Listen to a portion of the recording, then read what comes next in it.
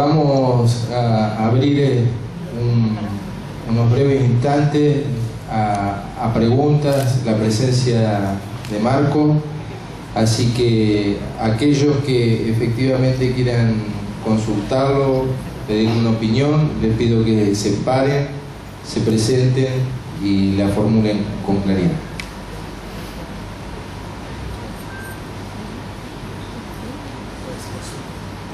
Pueden ser insultos, dicen.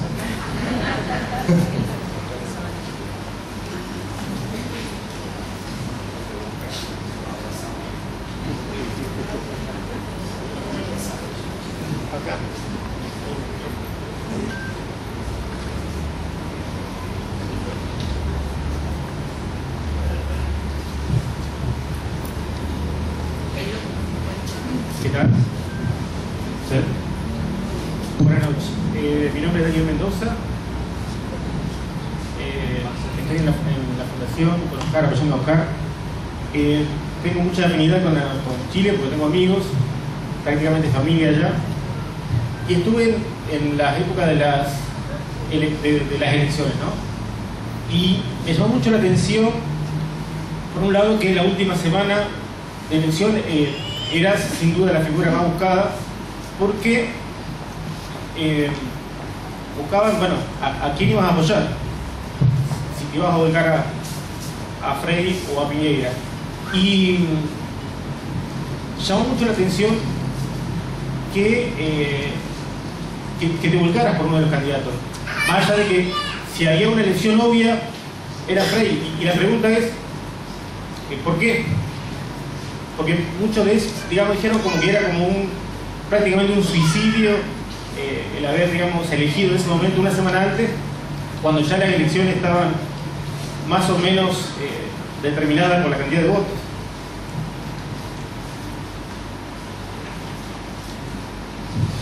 Gracias. Efectivamente así fue un calvario la última semana, porque contra mi voluntad nos transformamos en el gran elector, el gran decidor de la elección.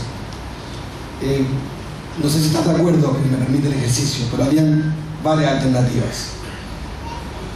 Una era no decir por quién iba a votar en segunda vuelta, era coquetear con la prensa, cosa que yo he hecho muchas veces y sé hacer, que sonreír, cerrar los ojos y esconderse.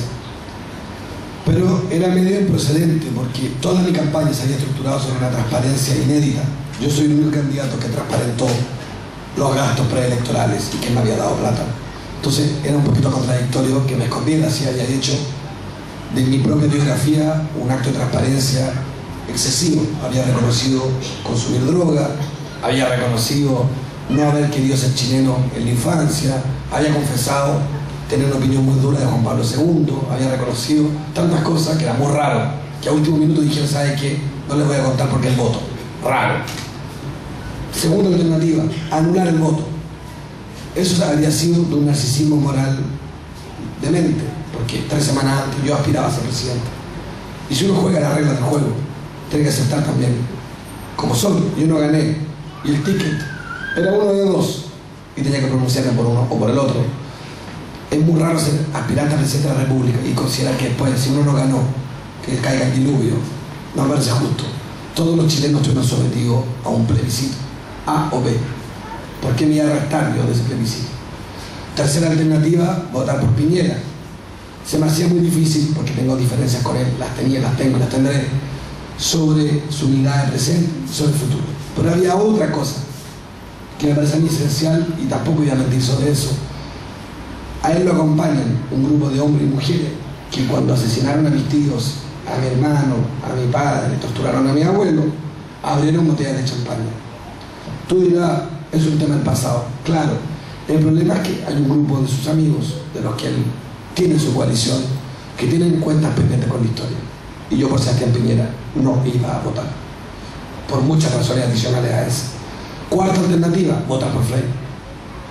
Y efectivamente, en eso había un perfume de contradicción, porque yo había sido muy duro con Frei y con Piñera.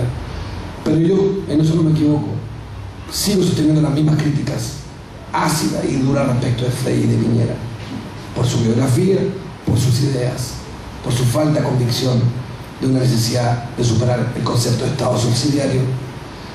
Pero a Frei lo acompaña un grupo de líderes por quien tengo un enorme respeto. Y ese fue mi gran fracaso, fue no ser capaz de convocar a muchísimos líderes que se quedaron con Frei y no se convencieron de ir conmigo.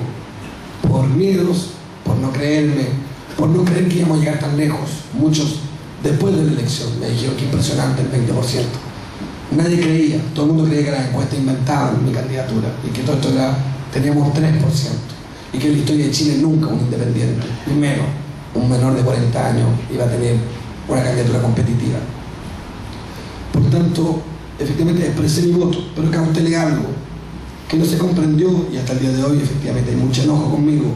Es que yo cumplí una palabra que para mí era mucho más importante. Es que no iba a endosar voto. Lo que yo no hice fue llamar a votar por otro, porque no me consideraba ni me considero dueño del 20%. El 20% votó por mí y cada uno de los que votó son hombres y mujeres libres. Y por tanto lo que hice fue un acto personal de decir que ante el ticket, este plebiscito de A o B, mi voto era para Eduardo Frei. No porque me fascinara, evidentemente, sino porque me parecía que de eso se trata el balotaje, se trata de eso, de corregir, de que en la primera vuelta tú eliges y en la segunda vuelta tú dirimes. Y dirimir es distinto a elegir. Dirimir es distinto a elegir. Los chilenos eligen en primera vuelta y en la segunda vuelta tienen que dirimir. Y yo no me podía sustraer, abstraer del ejercicio nacional de dirimir una elección.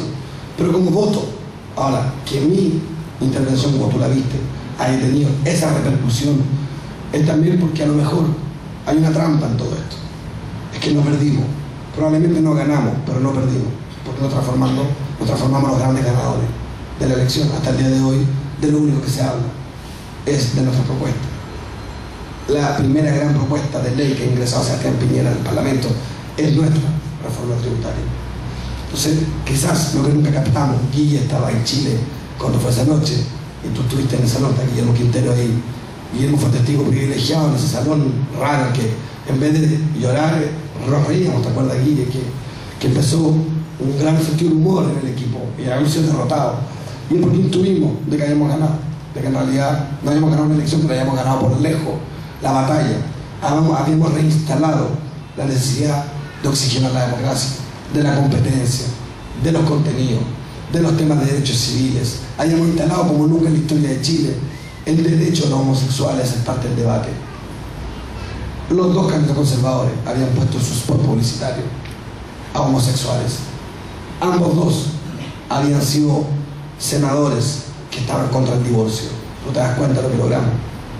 Que por oportunismo, por lo que sea, por una razón electoral, empujamos tan lejos el debate que logramos llevar a dos conservadores a poner en su spot publicitario a dos homosexuales. Me parece a mí eso, tú me dirás, no sustantivo, pero por Dios que es simbólico. Bueno, la candidatura en el fondo, en alguna manera, es por otro error de apreciación política, es que en el fondo no perdimos, que es distinto a no ganar. No sé si se entiende.